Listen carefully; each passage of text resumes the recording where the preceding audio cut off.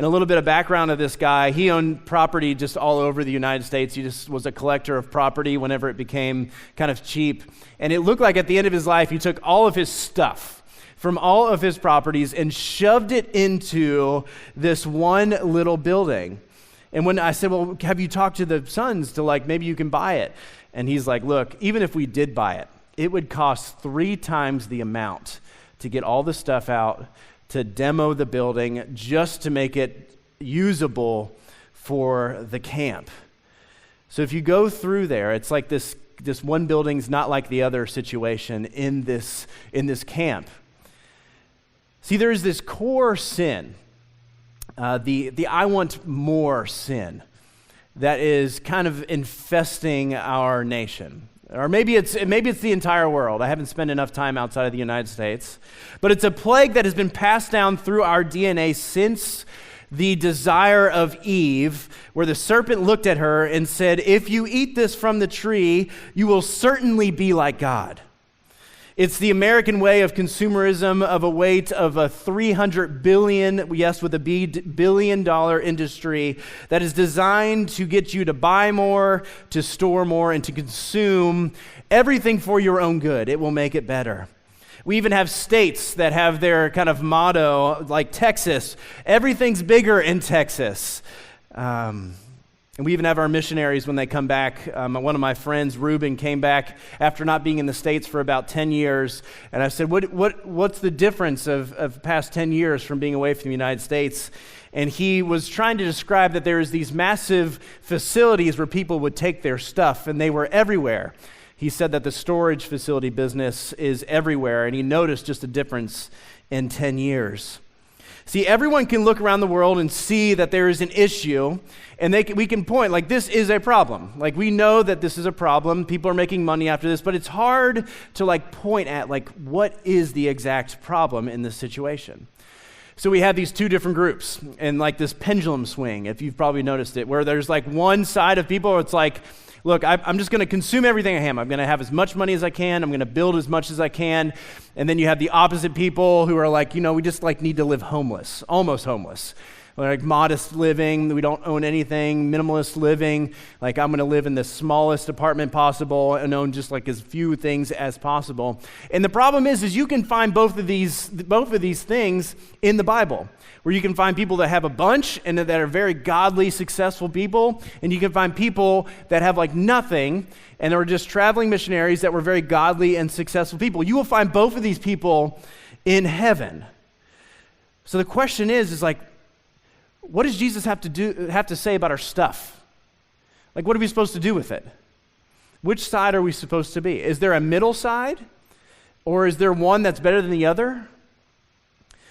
And Jesus gives this great teaching in Matthew, a great teaching on the Sermon on the Mount, where he calls to attention this issue of stuff. What will happen to it? What are we supposed to do with it? And he gives us spiritual direction at the end of this on what we are supposed to do. So if you have your Bible that you picked up on the way here, if you have your own Bible, or if you want to follow along the screen, that's fine. If you would, open up to Matthew 6, starting in verse 19. This is what Jesus has to say. He said, "Do not lay up for yourselves treasures on earth, where moth and rust destroy, and where thieves break in and steal. But lay up for yourselves treasures in heaven, where neither moth nor rust destroy, and where thieves do not break in and steal. For where your treasure is, there your heart will be also." For most of us, we can kind of wrap our heads around these things because we've seen or read stories in places in the United States where the health department is called. You know what I'm talking about, where something happens, the health department comes in and just shuts the entire place down because creatures have made a residence in this place. You don't want to be 20, 30, 50 feet in this place. But basically because either there's critters or natural elements kind of take place, and then the house is just completely destroyed. It's actually kind of funny. There's a popular trend going around on social media where like the elder Gen Z are like entering into the workforce, and they really want to own their own home, but right now it's really tough to afford a new home. So they're buying like abandoned homes and just like spending as much time there trying to fix it up, because there has been a situation where there was stuff, vermin, moth, rust, the elements have come in and destroyed this place, and people are trying to come in and fix this problem. But in the first century, the life was completely different. What Jesus is talking about here, so we can put our mind in the right place, stuff didn't come with the same shelf life as we have today. Jesus mentions 3 types of outside sources that come in and destroy things, like moth and rust and stuff like that. And this is the situation that's going on in people of theirs. So they have moths. We have moths here today. And something they love to do is attach onto your clothes and to destroy them. It's kind of an issue with clutter. If you have a lot of stuff, if a moth comes in, you will not see it until one day you're like, I remember that t-shirt. I'm going to go wear it. And then you pick it up and there's a massive hole in the middle of it. The other examples we have from history are rats or small mice getting into food supply. It's not just taking what you want, but if it's a situation where food gets exposed to the elements, just in the smallest hole, like a piece of water gets in rice, it will slowly just destroy the entire rice container. We have images of how they would keep the rice, and then there would be like little holes at the bottom, or like a natural element, just a little bit of water would get in there and it would destroy. So you wouldn't keep as much rice as you could. Like you wouldn't be like, all right, I got a bunch of money, I'm going to buy as much as rice as possible, and this is going to keep us for the next year. No, you would just buy what you need, because if you were to make sure all your stuff was fine, it would be like a full-time job to make sure every critter was out of your home, or make sure no water gets into your living situation. And Jesus talks about the other issue of rust. In this century, they did not have localized HVAC. They did not have that natural dehumidifier that's built into a lot of our homes to remove vapor from your house, which if you found out that water is the number one thing that will destroy your home.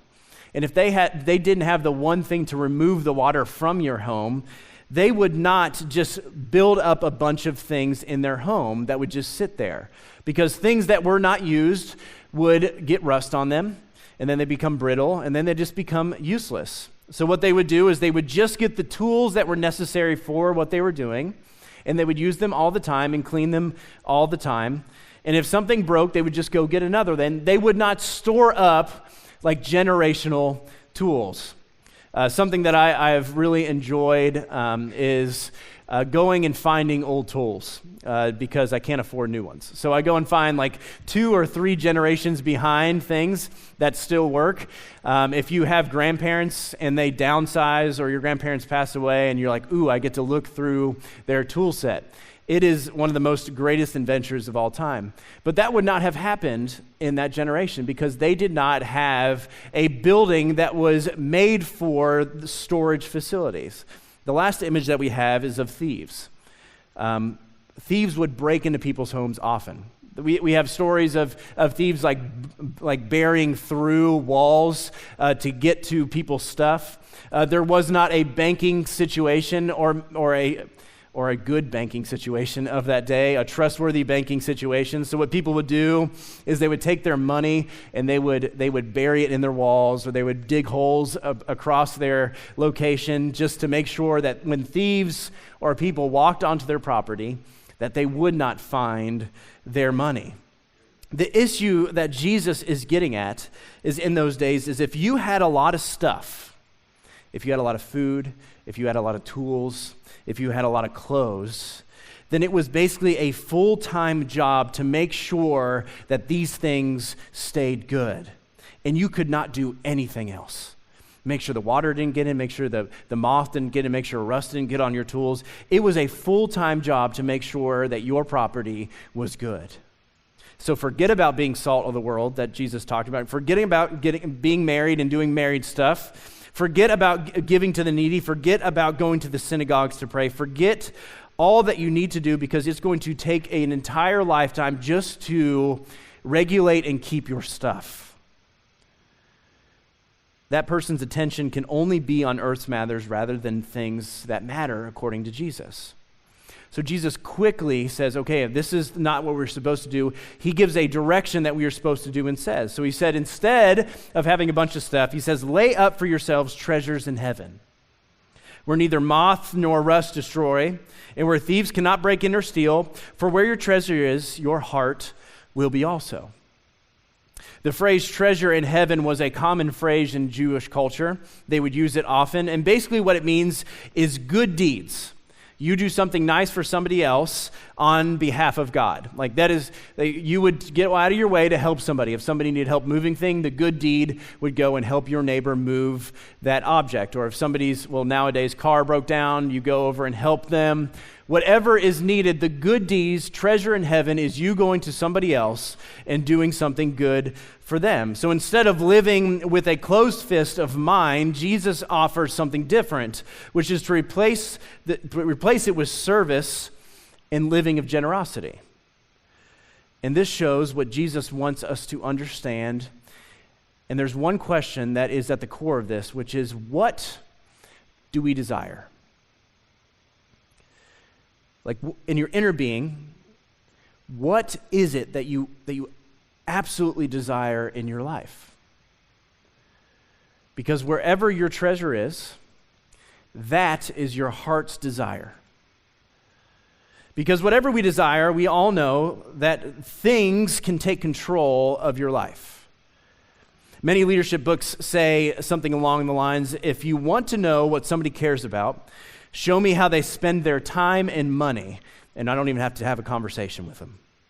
See, on the outside, we say one thing, but there's, for a lot of us, our actual desire is something completely different. For some people, it's people who say they value their family, but they spend their money on something completely else or themselves. It's for those who say they absolutely have no time. I have no time for this, but if you look at their phone, they spend 5 hours on their phone flipping through social media. It's those who say they believe in the church, but don't actually give anything but their own critiques. Just like the rich young ruler who came to Jesus, and he had this desire to follow Jesus. And he says, Jesus, I followed all of the commands. What is it going to take to enter into the kingdom of heaven? And Jesus looks at him and says, I need you to sell all of your stuff and give it to the poor so that you can store up treasures in heaven. And then he invites him, after you do that, come and follow me. But it says that the rich young ruler turned his head away and disheartened because he had great possessions. We even dealt with it in our church this year whenever we were dealing with our budget and staffing and everything like that. Our leadership came together to talk about what do we actually care about. And up to this point, our church spending were more on things of needs and upgrades of different equipment, children's ministry, youth ministry, etc. But now that we have shifted from almost a fully funded church, the answer is this. If our 2024 budget is going to show you what we value, the one thing that we value the most above everything is discipleship. Making people follow Jesus. Moving people from moving in their own direction to placing them on the path of Jesus. And if you look at how we spend our money as a church, if you look at how we spend our time as a staff and our leadership, it completely points in the direction towards discipleship. What you spend your money and what you spend your time on will show what you care about. It will show exactly what you care about. See, the misinterpretation of this passage is if you have a lot of stuff, then it's evil. Or if you own a lot of things, or if you want a lot of things, it's going to take control of your life, and it's just evil. If you have a lot of money, it's evil. But the simple thing is that is not the case. That is not what Jesus is talking about here. We think when Jesus tells the man to sell everything, that we think that the reason he's telling him to sell those things is because it's bad. Like having all those things are bad. But that's not what he's saying. Now, I can say this, that there is no spiritual gain to owning things. If you had a lot of things, it's not going to make you more spiritual. So let's put that on the table. That is very important. But it is possible to have a lot of money It is possible to be successful in your business. It is possible to have a lot of stuff, etc., and use it to store up treasures in heaven. John Wesley, if you're familiar, was often quoted by saying this when it comes to treasures and stuff and how you should live your life according to money. He would say this, you need to get all you can, you need to save all you can, and then you need to give all that you can. We've preached that in churches before. That is a common Wesley thing that we've said. Dallas Willard in The Spirit of the Disciplines said this, here is where Wesley erred. Failing to appreciate the aspect of stewardship other than charity, his famous formula is this: get all you can, save all you can, give all you can. But it must be supplemented. It should read, give all you can, save all you can, freely use all you can within a proper disciplined spiritual life, and control all you can for the good of humankind in God's glory. Give all you can would then naturally be part of an overall wise stewardship. So it is okay to own things. It is okay to have things, but it is very much secondary to the good works that God wants you to do. It is very much secondary to the aid that we should have in good works in our life. So Jesus gives a follow-up example in verse 22. He says this, the eye is the lamp of the body. So if your eye is healthy, your whole body will be full of light. But if your eye is bad, your whole body will be full of darkness. If then the light in you is darkness, how great is that darkness? Jesus is pointing out, metaphorically speaking, a generous eye, or a single eye of discipleship is the source of light. An evil, a covetous one, the one that desires stuff over everything and will put secondary works but beneath that, is the source of darkness in your life. But then he goes on to explain it even further. He says, no one can serve two masters.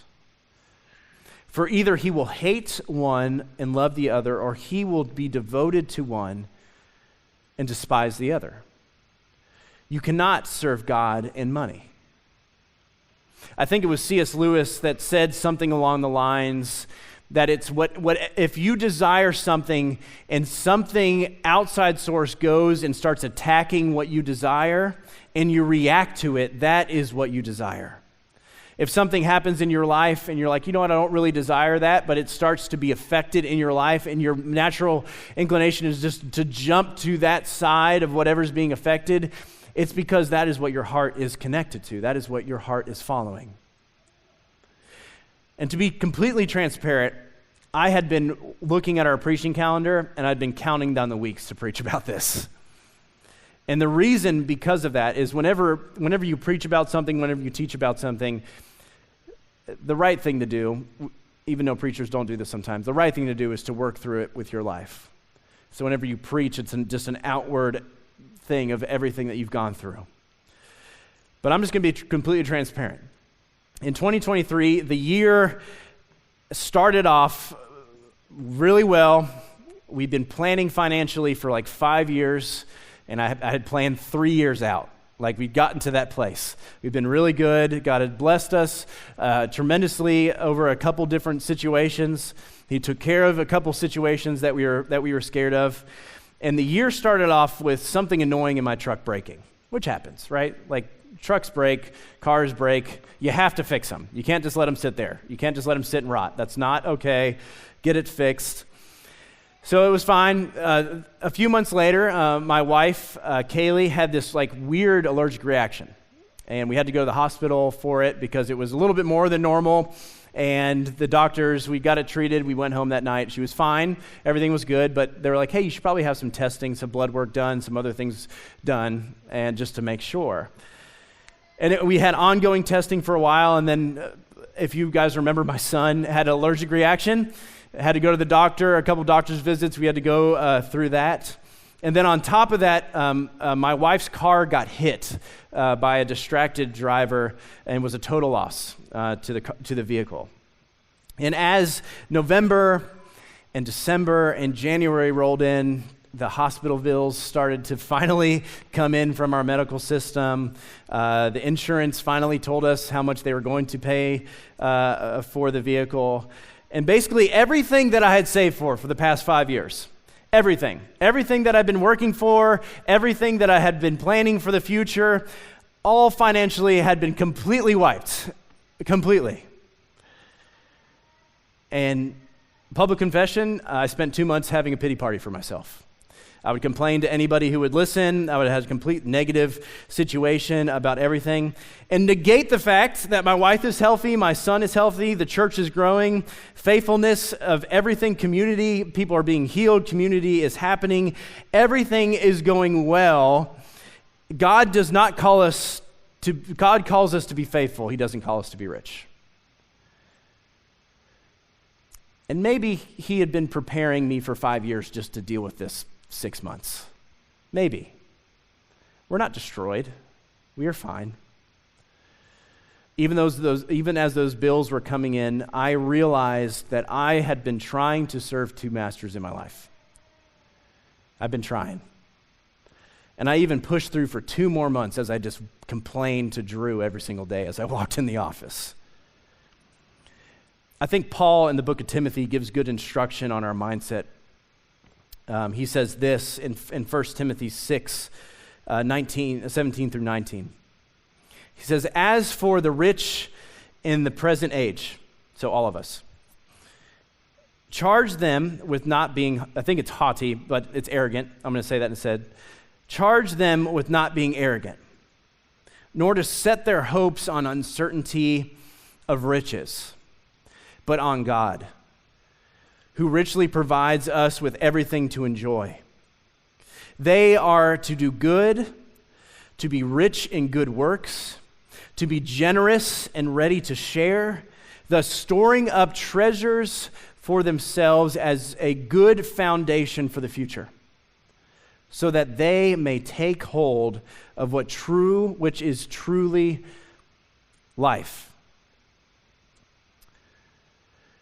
This is what we normally do. I have a diagram for us.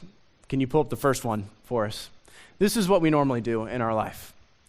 Normally, we go through these steps. We go like, okay, I'm going to do good works. Do I have the time to do it? And then you're like, okay, I got the time. Then you would go to next. Okay, do I have the treasures to make this good works happen? And then you would go, okay, is my stuff okay? Do I need to fix anything? Do I need to do anything around the house? Is there anything I need to do? And if all 3 of those things are good, then we're like, okay, it's time to help somebody. I'm ready. I'm fully prepared to go through that. But if any 3 of those things are not in order, we immediately stop and we don't do the good works. We go, okay, do I have the time to do it? Okay, do I really have the time? I don't feel like I have the time. Okay, no, I can't be engaged in that. Okay, is my treasure okay? Do I have enough financially to help this person?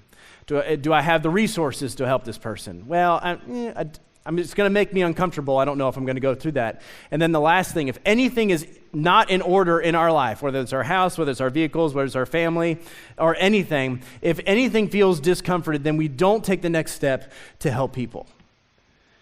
But Jesus gives us a better option and a better diagram, if you can pull this. That Jesus says that we need to do good works and we need to use God's gifts to make it happen. You don't start with God's gifts to see if you're capable. You start with the good works and then you use what God has given you to make sure those good works happen. And the God-given gifts that we have is our stuff, is our time, is our talents, is our treasures. And that is the avenue at which Jesus wants us to live. It's okay to have a lot of stuff. It's okay to have great treasures. It's okay to have a lot of time and a lot of talent, but God has given you those things and blessed you with those things so that you can lay up treasures in heaven and make an impact on this earth. When I was in youth ministry, I called these things life points. We didn't use the words good. We didn't say good works because if kids come up to you and say, hey, why are we doing this? It's like, well, it's good works. Like they don't get behind that. But if you're like, hey, if you do this, man, you're going to get some life points. And then they're like, well, what are life points? I'm like, they're just currency that God loves. You can't use it anywhere on this earth. But they're good things. Like, you need to store up some life points in your life. And when I was in youth ministry, I would kind of pride them and kind of prod them like, hey, go get some life points. Go do some good works. Go serve a little bit. Go love on your neighbor a little bit. And then I found at the end of my youth ministry, they just started like giving out life points to each other. Like if somebody did something good, one youth kid would go and be like, hey, that's 5 life points. Congratulations. And it was kind of a win. But here's what science says about good works behind this. Helping others helps keep the human species alive. Neuroscience also demonstrates that giving and volunteering releases serotonin and dopamine. These hormones have the effect of boosting our mood and blocking cortisol, which is also known as the stress hormone. They did MRIs on people's brains, and the serving other part of your brain is the same part of your brain when you consume something, when you want to eat something, when you want to go and buy something and you like feel that good thing. If you serve somebody, it will trigger the exact same part of your brain. So Jesus, 2,000 years ago, says if you live your life serving people, it will take the place of consuming something.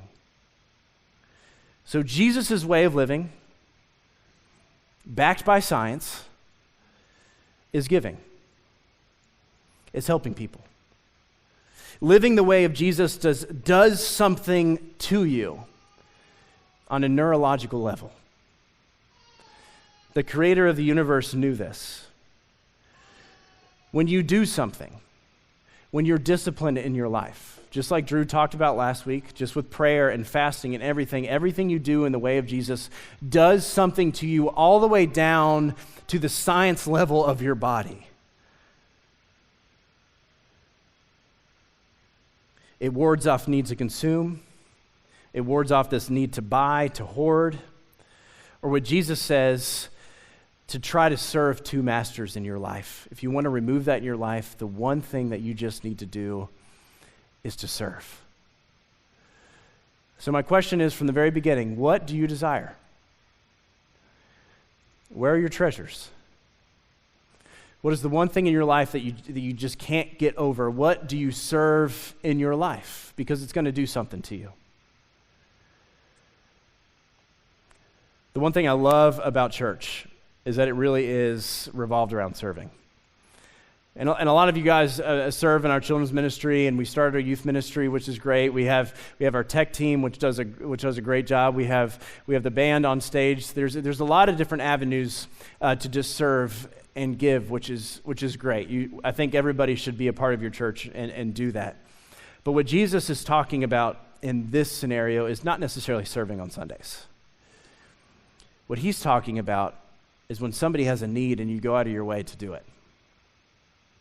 When somebody has a newborn baby and is struggling and you show up anyways, even though it's inconvenience, and you bring some diapers and you sit with them, you hold the baby and just relieve the pain and strife just for a little bit. When you have somebody in your church or your friends who are either losing a loved one or a family member or going through some grief in that way, you can't fix that. Like you can't. But you can sit with them just for a little bit and just remove the stress from their shoulders and just give and do some good works in that way. If you have somebody that is moving into a new home, instead of breaking yourself, pay for the moving company, because that's just bad. That's what I do. They're like, hey, can you help move? I'm like, I'll pay for a moving truck. I'll give you $50 to do that. I'm not picking up anything. I'll hurt myself. Just things like that. It's not overly spiritual. It's not this overlap amount of praying for somebody. It is just doing good works for the people that are sitting to your left and to your right. And when you walk out of these doors, the people that you work with, the people that you interact with, it is just thinking, I need to do this good works, and I'm going to use the things that God has given me to make sure it happens. That is what Jesus is talking about when he says, store up for yourselves treasures in heaven. God, I want to thank you so much for this teaching, for this part of the Sermon on the Mount where, man, we have struggled and churches still fight and preachers still preach one way or another of a way of living of like, man, should I give up everything in my life, or should I be just poor in my life? Like, what is the right way to live? And I'm so thankful Jesus just lays it out so clear of it's not about what you own, it is about how you serve. It's about how you love. If you have all the riches in the world, if you are as smart and as wise and as rich as King Solomon, but you do the good works of Jesus, then that is good. God, I pray that we remove the inconveniences thought process in our life, and we start living our life according to what Jesus says, where he's like, look, we need to start doing good works first, and then we will figure out our stuff later. Or we're going to do good works first, and we're going to use our stuff, our God-given gifts, to make sure those good works happen, because according to you, that is good. God, I know that your ways are the best ways, and the way of living of Jesus is the best ways, that it doesn't just affect us on an outward way, but it affects us internally, that when we serve, when we love, when we do good works, it does something to us. God, I pray we live our life that way. I pray we look more like you every day. I ask this all in your Son's name. Amen.